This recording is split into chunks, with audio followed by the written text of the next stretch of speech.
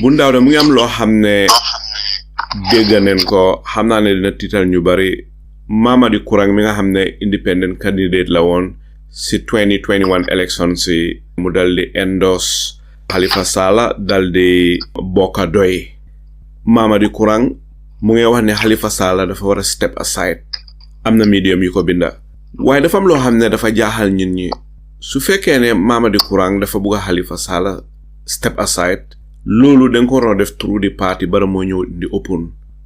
waaye soo ñëwee di bugg a prosecute Honorable Halifa Sallah by media use medium si news outlets di wane Halifa Sallah for a step aside am na ñu ko gisee ne loolu du help loolu mun naa embolden Halifa Sallah sax mu ne du dem lan nga foog ne moo tax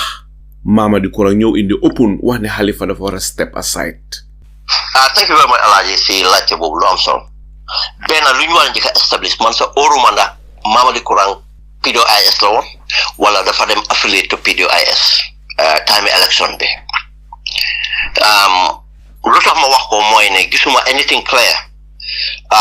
wane ne Mamadi Kurang because already Mamadi Kurang nekkoon aspirant candidate bugg a nekk independent buñ demee ba si kanam one reason or not mu am pour endorse a political party bu moo àndal mu gis boppam si PDOIS mu dem ànda PDOIS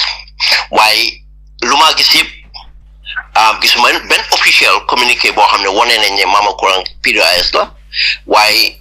xëy na jël na membership boo xam ne xëy na fisut waaye tam xam nga ñaareel tam another thing tam ñaareel tam PDOIS di unless ñu endorse la pour nga speak on their behalf soo dee wax da ngaa wax as naka your private capacity di lu ma gis tam yëpp su Mamadi Kurang waxee ak su advocate and very actively daf lay advocate as a private capacity dëgg la daf lay support PDOIS and everything else waaye just as ordinary PDOIS supporter laa ko gisee not as an or xam naa ne nekkul executive members as well te depuis buñ joinee foog nga there 1 or 2 congress yoo am ne am na waaye gisuma ko mun jël executive position waaye ñu bari nag because of activeness am at tam circumstance bu mu ñëwee join as jógee from political naka la tudda platform am ñëw join ñu bari dañ assume ne he's an executive member or ñu bari tam ñu ngi gis ne he's a young politician tam ne it look like just as Bujaka Dukure Bokeon and so on ne likely successor of the candidate of the two things Abu said candidate of PDOIS in presidential elections why not in fact the leader of PDOIS because leader is one thing and candidate is another thing waaw ñu bari ñu ko gisee mooy ne like successor pour nekk candidate yi PDOIS 2026 elections noonu la ko ñëw ba bari gisee why not as ne na nekk leader of the party PDOIS because of the leader of a party is one thing and candidate of the party is another thing why not the problem tam mooy ne Momodou Kamfana probably he have not understood PDOIS properly. Understand this how the background of PDOIS and how PDOIS operate. Legi sone luta muy gena in the open. I think that he probably is frustrated because of expect on with them endorse PDOIS and difa yengu expect on by now atambul fatene honorable Halifa Sallah waxon na ne si election bi buñ ko buñ jeexee rek la fa taxaw ne moom du nekkaat elected office du ronaat as elected office si dëkk bi tax be tam moom dina gis ne bonde dina ubbeeku pour ñu compete for the position and léegi moom amoon na yaakaar ne bon suñ compete for the position xëj na dina nekk successor kuy win one of the latest developments behind the scenes am na ñoo xam ne ëpp doole bi sax duñ PDOIS ñu ngi ràññale seen bopp as civil society or private individuals ñoo xam ne dañ bëgg a encourage Halifa pour mu génn si position bu mu génn pour taxaw pour run as a candidate te su gisee loolu di am pour ñoom dañ foog ne suñ supporté Halifa or convince Halifa pour mu ron ñoom mën nañoo organise pour am a coalition am na ñoo some of them ñoo xam ne wax naa ñoom ñu ne luñ bëgg a mooy ne people's candidate then Halifa nekk seen candidate pour ñu ron soo leen laajee ne waaye Halifa ne dafa ne moom du nekkaat candidate ñoom ñu ngi jëm a justify ne non Halifa bu mu waxee dafa ne du nekkaat candidate as PDOIS waaye candidate as PDOIS waaye this time du nekk candidate PDOIS waaye faa nekk di people's candidate loolu ñoom am na ñoo xam ne loolu la ñoo propagande te lu la gën a digëral loolu alaaji soo bàyyee xel am na foo xam ne fa na dafa am fu ñu laaj Sidiya Jatta di ko laaj mbiri kan naka da Halifa na nekk candidate Sidiya Jatta mu ne su nekkee ne nit ñi jóg nañ jógal ko wala jublu ko Halifa booba na consider pour nekk candidate Sidiya Jatta daaxut idea bi completely te ku xam diggante Sidiya ak Halifa nuñ yàggee jàppante xamalante lépp gomalante yëpp hence ne Sidiya daaxut idea bi tam tax na ñu bari gom ne nekk na idea boo xam ne PDOIS xëj na ñu ngi koo entertain di nga gis ne miscommunication wala misalignments or interest groups whatever nekk si bépp loolu bokk na xëj na lu gën a engineer Momodou Kurang foog ne by now waroon nañoo decide xëj na tam moo tax mu génn frustration am di wone gis naa am na fu mu waxee sax mu ne su nekkee ne Halifa dafa bëgg a make a comeback moom du support Halifa gis naa benn interview bu mu waxee loolu oo fee na fu ñu ko binda alaaji. ok fi mu nekk Halifa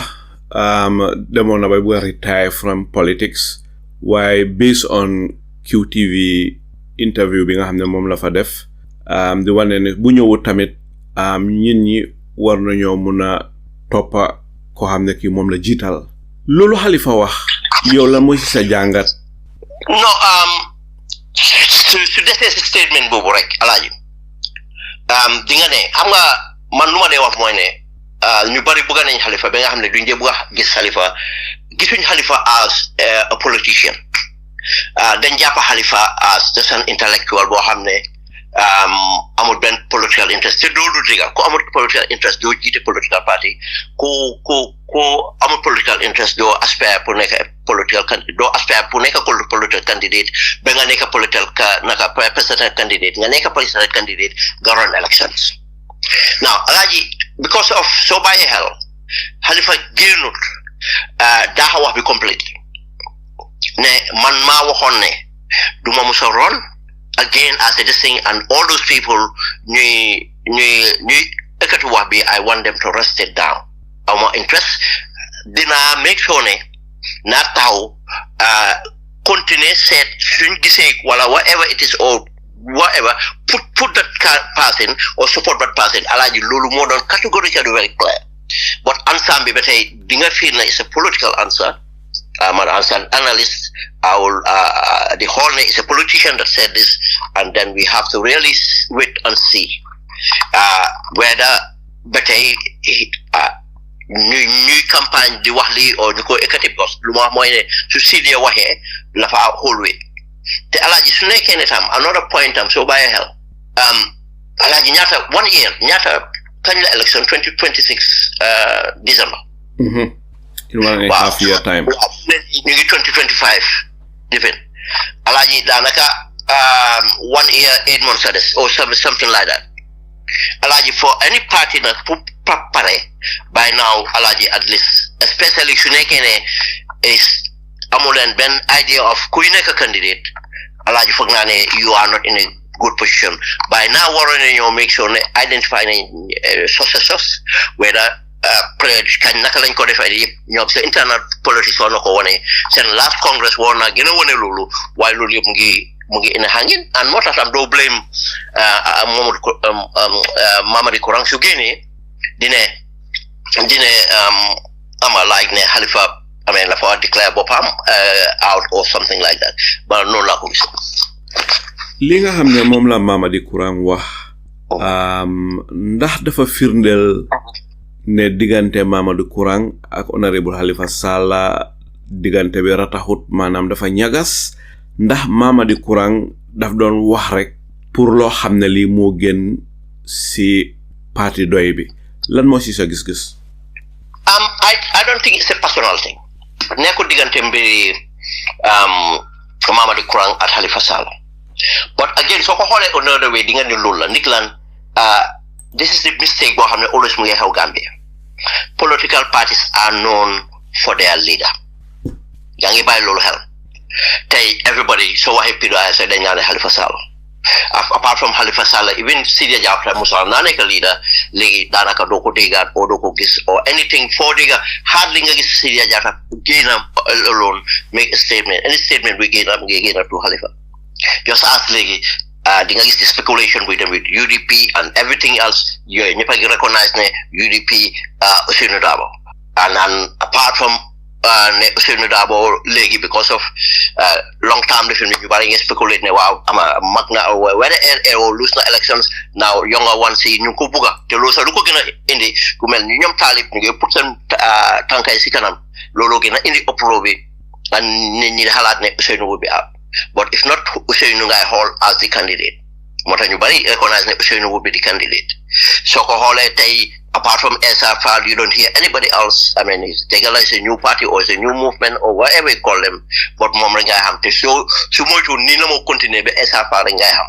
They should Mama Kande Alaji Kanga Hamat Ne GDC, Mama Kande Gaham. That's as it goes. And this is the same problem, Bohamne. Internal democratization political parties, Amut. Then you want am no why Amut. Alaji Mota knew am this problem. What I saw Herek. Lola why Mamadou Kurang lu mo wax mu ngi jema push the internal democracy mu ngi expect the internal democracy would have worked by now to determine the leader why gis na ne behind the scenes alaji there's a lot that's went behind the scenes I mean ñomi nen to the extent of ne mom jappane fu mu ne ni Greek lock fi la ne fu mu ne ni suma pusul legi amatu any future and this is why gis nga tam bu mu pusher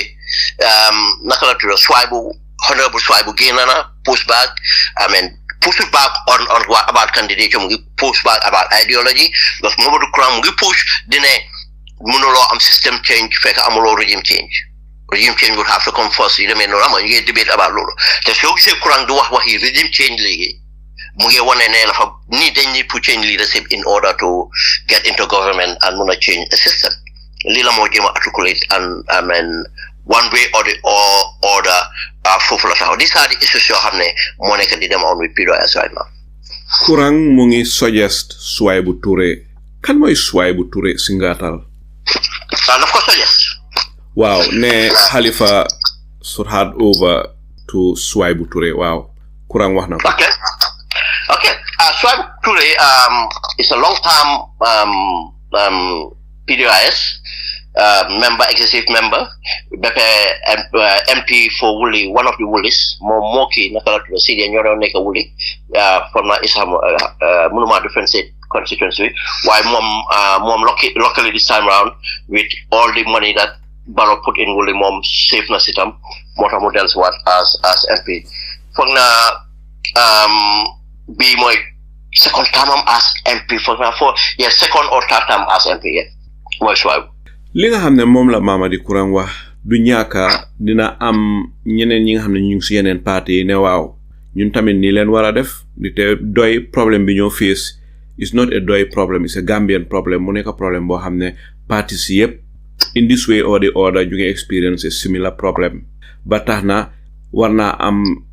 ay ñun ñu gëna di wax li nga xamne mom la Kurang wax jëmale ko ci doy ñooñu tam dal di ko wax jëmale ko seeni parti ndax fo nga ne li lu war la am det ya alaji lu war la alaji gis nga democracy naka tolerance dafa war a am of kama diverse views so gisee moo nekk di dem UDP léegi nga dégg af coow bi jóg gars yi manage ko mu dem down understand aman naka di nga dégg mbiri candidate diw xama naka tudda Yankuba Dabo, Talib Ben Suwareh, Lamin Sane, Rahim Ali Glo, Benen Landing Sane, things like that. di nga dégg that kind of movement di am at yooyu because internal democracy alaaji moo tax ma ne la nekkul di dox si benn political party di Gambia because lu lay xaw mooy when am na lu lay determine ndax war ngeen a test or bring out ma jox la example of UK soo gisee conservative yi I mean mun nañoo dem in a lifetime in parliament ñoo dem 3-4 leaders lana ko dee tax mooy because ñoom am nañ lu ñoo géej seen parti ne soo ko mënut a mit rek polling si ñu seen polling seetli gis na di loo well they fi ne you have to go or soo defee lu controversial yoo xam ne li fi ne you have to go suñ demee into elections dem am na election buy ñëw nii ñu ngi am Gambia as UK ñu ngi am on the 5th ñu ngi am elections local government part of the bigger su demee maa la ne conservative soo motu nañ change seen leader just as Brexit bu mu amee and other things Labour is the same thing but Labour ñoo di gën a kind of resist because Labour lu amee seen internal democracy bi two things la mooy the union and seen executive coalition bi dañ jee mun a union bi daanaka foofu lañ jee fiidee seen defet bi moo tax dee seen ñoo dee hold a longer time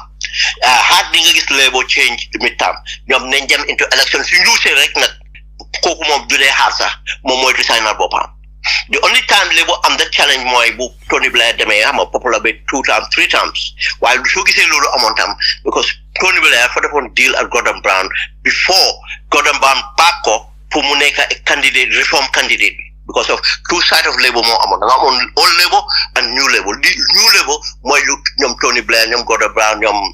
Claire Shaw ak other new leaders yi jiite woon léegi ñoom pour ñu mun a win seen new reform party bi win dañ déggoo woon Tony Blair ak kii dañ déggoo na ko yow Ronald after man ma take over from you léegi nag bu ñu demee 2 times nag Tony Blair bëggu taxoon na 2 times yi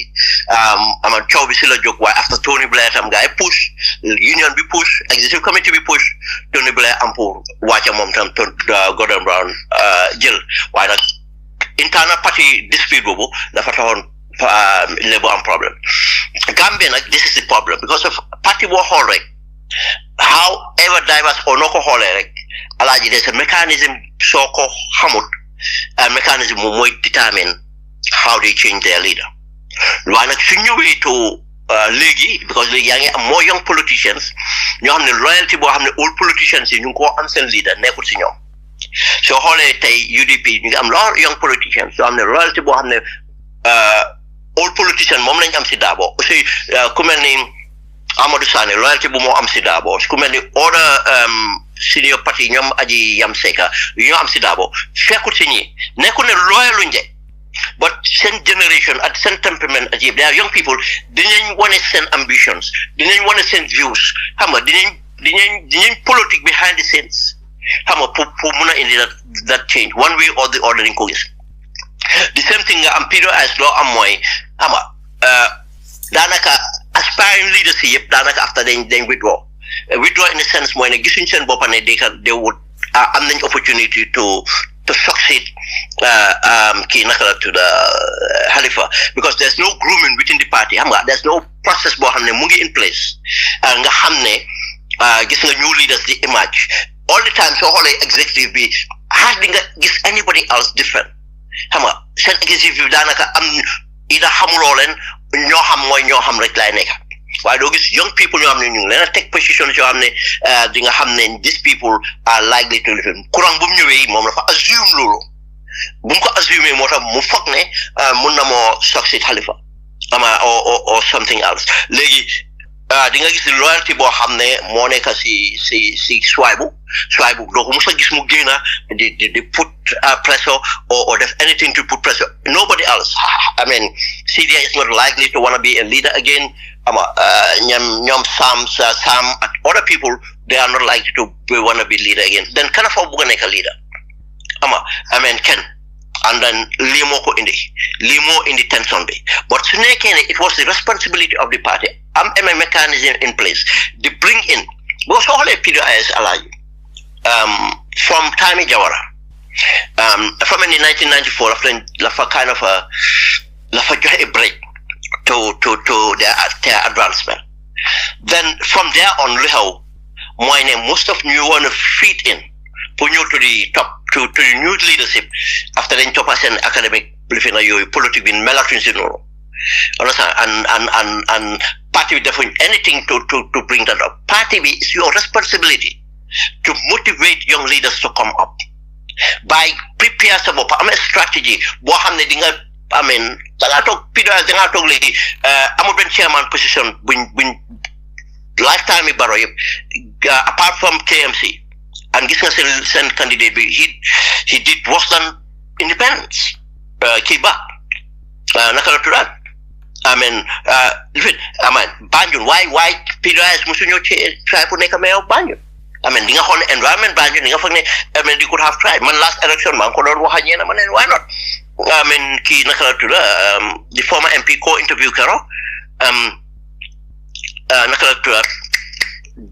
kii ko interview kero Alaaji PDOIS former MP bi Krabayan project bi léegi kii ni naka Ousmane Silla waaw Ousmane Silla xam nga man su ma doon PDOIS last election I would have campaigned pour Ousmane Silla nekk mayor it was possible it was possible waaye loolu tam la da nga am pour active doo talk rek active loo for the time election so nga élevé they could have worked the minute bu Ousmane lose sitam rek they could have tried to work Ousmane pour mu run for mayor mënoon naa win nekk mayor of Banjul the same thing KMC the same thing Clifford for a party that stayed that long moo laa woon ne bon executive is not that active but one you are not seeing new leaders to come the last time guy bu ñu amee naka la tudd Congress bench electon Keksane kii naka la tudd Aminata Korea ñu naaw rek invalidate vote bi because ñu ne damañ to procedures yi demut right or whatever it is and so on and positions yooyu ba tey kenn replace ko yaa ngi gis keroog Mamadou Ka maa ngi gis mu ngi postal loolu di agiter loolu poste yooyu ba tey kenn replace ko mooy wane ne bon ñu ngi am na control mécanisme bu ñu def just to maintain the structures as they are and so on te loolu is not a progressive politics Alaaji political party bu mënut a géej foo taxaw tey nga mën a géej meso ko ne next 4 years Alaaji fii laay nekk Alaaji doo ko wax si wax rek dangaa teg jéego yi dangaa am stratégie bi teg jéego yi nga bun koo am again I'm not obsessed with naka la tudd passive and I can tell you I have this evidence before passive is well known I have written a blueprint of how to win an election as an anti-establishment candidate and this blueprint maa ko amee ba tey anytime def na analysis of all the political parties of party in government Barrow and all the other political parties send strengths and weaknesses and how to select a leader buy mun a ñëw lead and at what strategy nga mun a use pour mun a win over these things are not rocket science soo bëggee win elections two things are Alaaji soo nekk an establishment party foog nga try to turn up to a movement by build a leverage with other political partners.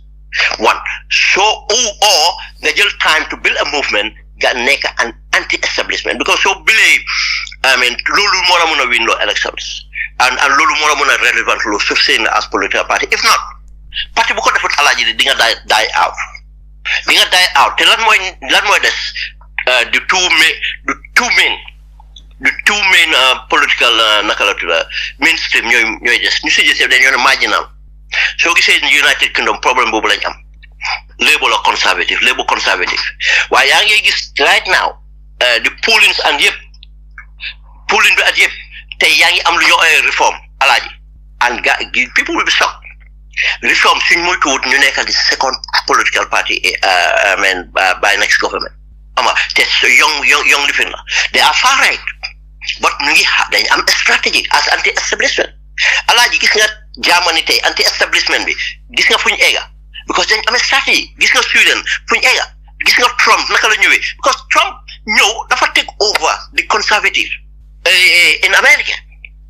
ñëw take over make turn it around to as an anti-establishment. Imagine someone like Trump, how can Trump portray boppam anti-establishment? Imagine how can conservative party become anti-establishment? mooy the MAGA movement. He built a movement within the party in order to be electable. And then mu am strategy mu am yëpp gis nañ ko si election si alaaji these things are doable. Gambia be different. What different lañ am alaaji mooy the different of political leaders te loolu moo ni pour change alaaji. bu ndaw da li nga wax nekk na loo xam ne lu am solo la daw na yaram ne sun political parties yi war nañoo gestuwaat seen boppa benn leader mënut a jiite parti bi ay decades ba pare family political parties yëpp den am the same problem te lii nekk na loo xam ne lu daw yaram la su fekkee ne den bugg a génnee Adama Barrow ala fokk rek ñu njëkk a gestu sun boppa political parties yi den war a gestu seen boppa seet li nga xam ne moom leen war a def ñu dal di ko def ndite boo réglé wut sa political party bul la dénkee dëkk bi doo ko réglé problème boobu rek mooy continuer te dafa mel ni opposition bi ñoom ñëpp they have the same problem bondo li nga xam ne moom la Mamadi Kurang dal di wax du ñaaka in the next coming weeks months xëy na du ñaaka nam ñoo xam ne dinañ génn seen political parties yi di wax lu demee nii di te Gambie ni yëpp foog naa ne gis nañ problème bi ne wécceeku dafa war a am si political parties yi bu ndaw da daanaka fi mu nekk waxtu bi jaamu nañu ma bugg a xam rek ana fan ngay tàggatoo ak askan bi si waxtaani tey bi. alaaji jërëjëf soxna lu ma bugg a wax rek alaaji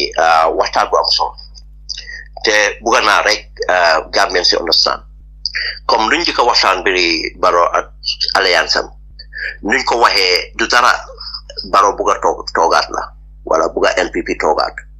because Barrow xam na challenges bu nekk si kaw kanamam ndik taataam bi war naa nekk ay challenge waaye na des na si Gambien si ndax bugga nañ ko meeg mu nekk challenge loolu la moo xeex nag ngay teel naa jóg ñu ne ku amul tànka suñ oote nga teel a jóg ama moom loolu moo ko amee te alaaji am na resources income benn la buñ fàtte loolu te alaaji am na lu ko gën a motiver tam mooy ne moom xam na ne amaan ak moom ñum àndal yëpp the significance is not ne political groupe yooyu dañ am any base amuñ benn base waaye lu moo def mooy pour portray a power of influence léegi pour ñi jàppale ko alaaji am na power of incumbent institutions yi yëpp alaaji mu ngi ronam te institutions yi they are not independent muy police bi nañ gën a brutalize IEC bi nañ saaca ak leneen amen alkaali gis nga mu ngi wécci alkaali pour indi alkaali yi ko jox attestation mu ngi am gouvernance yoo xam ne moo leen fatik ñoo ñëpp dañ koo jàppale alaaji di drug cartel di economic cartel ñu ngi am alal bu du jeex nañ ko jox because ñoom ñëpp seen mbuuroo ngee tooy waxtu bi dañ bëgguñ loo xam ne ëllëg si biir seen mbuuru mu wow wala seen rival ñëw jël lii yëpp mu fa lii yëpp moo ko gën a ragaloo moo tax muy liggéey soo gisee muy indi ay imam yu ees di def groupe am ak yooyu yëpp pare joxe xaalis bu dul jeex di déclare loolu yëpp alaaji mooy wane xam na lu nekk si kanamam te alaaji am na loo xam ne lan la yaakaar tam mooy ne lan mu ngi yaakaar ne na wax mbiri tali na wax mbiri bridge alaaji te dina make ay dina dig nit ñi waaye loolu yëpp alaaji nekkul loo xam ne doole la nekk na doole rek su nekkee ne amul opposition moo tax nag bu boobaa opposition bi war a xool seen boppam ndax kañ la ñoo def pour counter yi alaaji man suma xalaat laa wax de suma seet ne pour luy yombal ak lu ko mun a def mu am alaaji Barrow commit na economic crimes yoo xam ne Barrow ñum àndal commit nañ economic crimes yoo xam ne ñeneen ñi commit nañ criminal crimes yoo xam ne alaaji pare wu ñoo lose elections te fàtte nga sa xam nga may fàtte xam nga ne dégg nga may fàtte wax na ko may fàtte mu ne si UDP wi ne moom a faa delluwaat exam loolu la may fàtte wax waaw lan la tax may fàtte foog ne fa dellu exam nit ñaa ngi koo laajte lu waral lu may fàtte xam naa ne de within duga government rek within 8 months am na kër bu ëppa 10 million nit ñaa wax 10 million ëppa na 10 million bi dañ ko dee wax pour taxe bu boobaa sa taxe bu ñu waa fay mu wàññeeku ëppa na 10 million kër googu ku ko gis ëppa na 10 million taax bi mooy si kër gi mu dëkk right now waaw di dawal Range Rover taxi bépp taxi seet alaaji jamono jooju may fàtti bu moo dem Banjul pass amoo bu moo dellu Banjul pass amoo moom bon am na lu mu ragal yaa ma dégg waaye tam dina ko wax tam part of politique of plan fear waaye ñoom fear bi mu ngi si ñoom te ku jaaxle alaaji dina mate moo tax lii yëpp ñu war koo recognize waaye nag xam ne yëpp du doole lan moo ko mun a def rek alaaji mooy political leadership mooy mun a indi di resistance buñ need doo di laajte lu ñu war a laajte doo di campagne lu ñu war a campagne and jox hope to Gambians mun a win seen confidence mun leen a influence su ñëwee di Alaaji Baro wax mu ne benn single political party mënu ko win vote waaye benn single political party mënut a taxaw nga ne di nga demee noonu ba pare IEC nañ la jox sa vote déedéet su amee Alaaji fitna bu mag nga jóg waaye fu moo en kenn xamu ko te pour avoid loolu yëpp Alaaji suñ interest la bon ñu ñëw nekk benn opposition bi loolu moom lañu war a xalaatee te nu ma ko waxee lépp doo ko wax ci kaw waaye xam naa ne am na benn ba ñaar yu ma xamal suma bopp ne ñu ngi work together gaa ngi work pour indi opposition together waaye def na ci opposition bi Alaaji kenn mënut a def loo nit lu mu parewut a def suñ buggee seen réew ba gis di risque buñ defin Alaaji àddina bi mu ñoo raw ñu ngi dellu gannaaw Sénégal dem nañ Alaaji wécci la fa war a am bon des na ci opposition bon ñu taxaw yu demee gis interest réew bi ñu mun a ñëw nekk benn ndik loolu moo ko mun a la am naa yaakaar ci loolu ne dina am waaye nag yaakaar la men gom la éene la waaye taxaw ci ñun luñ ci mën a def nañ ci def dañ ci wax nañ ci muslu sëñ atam nañ continuer di ko ñaan tam pour mu am waaye du xeex Alaaji luñ fi wax about P2IS tey P2IS la te dañ laaj suñu bopp bon lan mooy xew su nekkee ne Alaaji Kurang dem na young leader dem na ba di wane frustration am out this lan la P2IS def to address this li Alaaji toog di xaar Alaaji Barrow ngay pare te bala ñoo ne coalition bi pare tam Alaaji dañ need political parties itam pare yaa ma dee Alaaji am na political parties yu ñëw waxuma ñëpp de waaye am na benn boo xam ne oo ñaar yoo xam ne am nañ ci yaakaar ne day genuine political parties yoo xam ne dinañ booloo bokk ci loo xam ne dina mun a génnee Barrow because loolu genuine political opposition nañ either nañ ñëw into main coalition or nañ def minor coalition or nañ taw luñ muti def am nañ yaakaar ne seen ñëw nekk loolu am solo nañ génnee ni am nañ background boo xam ne ñoom tam nañ génnee wala nañ jël ci Barrow wala nañ ekkati ñoo xam ne xëy na duñ doon jóg pour ekkati pour ñu dem jànkuwantoo Barrow loolu yëpp am nañ ci yaakaar lu yëpp am na waaye nag any political party bu existe Alaaji war ngaa prepare sa leadership war ngaa prepare yëpp political leadership la Alaaji pour mun a mobilize pour mun a work together pour ñu mun a form this coalition mu mun a def P2IS tey la P2IS lan la ñoo def ba léegi te fuñ toll nii Alaaji war na moo set comme que Halifa dem na benn moom bokkaatul léegi naka la ñoo def te wax na ne pare na pour indi support koo xam ne koo xam ne am na yaakaar si moom jiitu ñu ngi ko séntu foog naa ne nag lu war a am léegi la war ñoo toog muy dematika demal te ñàkk ko adressé ak Alaaji man maa la wax bii du jeex nañ si dellusiwaat UDP the same thing lan la tax ma tànn UDP ak P2IS nekku ne dama leen yàpp waaye soo xoolee tey ñoo taxaw si bunta yooyu UDP tey war nañoo resolve seen leadership di ko naaka di xaar ba mu jege Alaaji is a big risk man feel naa ne mun ne ñoo am a unity candidate dafa des si ñoom seen internal democracy ñu doxal ko Alaaji they can still have a leadership boo xam ne the UDP would rally behind it waaye ñoom xam nañ lan lañ war a def pour am loolu séntu nañ ko si ñoom su lee seenu waa def bon dëggalal ko ñu taxaw ñu wax bi jeex ñu def ko léegi waaye ñu ko naaki di defin ni tey mu ñëw ëllëg mu ñëw lii la moo indi rek Alaaji tey lépp parti yëpp war nañoo pare soo gisee waxuma GDC setal nañ seen bopp ne Mama Kandeh mooy seen lifin kenn gisuñ kenn ku ko jëlee amul yeneen parti naka soobee APP gis nañ amul any challenge at yooyu ñu leader lañ am Essa Faal am nañ yaakaar ne moo leen a jiite amul benn lifin waaye ñaari parti yi gis nañ ne there's kind of a contest between and loolu war nañ ko resolve te bu boobaa ñu mun a gaaw ñëw nekk together and Alaaji distraction la yëpp ñu def waruñ koo def tey am na lu bari loo xam ne tey war nañ koo waxtaan di ko whole government bi accountable di make sure not xam nga whole accountable it's not only ñu wax ko Alaaji these people parties lay war nañoo am movement du mun a taxaw di jànkuwante government bi foo xam ne dañ xam ne change na am lii la Pastef defoon moo tax change ñu na am Alaaji jërëjëf. Souleymane Ben Suwareh ñu ngi lay gërëm di la sant si sa waxtu di la gërëmati di la sant si lépp loo xam ne séddoo nga ko askan bi mbokk yu tedday Olof Njaay dafa ne benn loxo du tàccu lu kenn man ñaara ko daaxa sengal leen yu bari mun nañoo watat benn janax ju dee wat gaal ak yëgoo te mbooloo mooy doole bu fukki nit di gas fukki nit di suul ponda baay bari rek waaye pax du mën a am fi la waxtaan ji daldi am du def lu dut ëmba lépp loo xam ne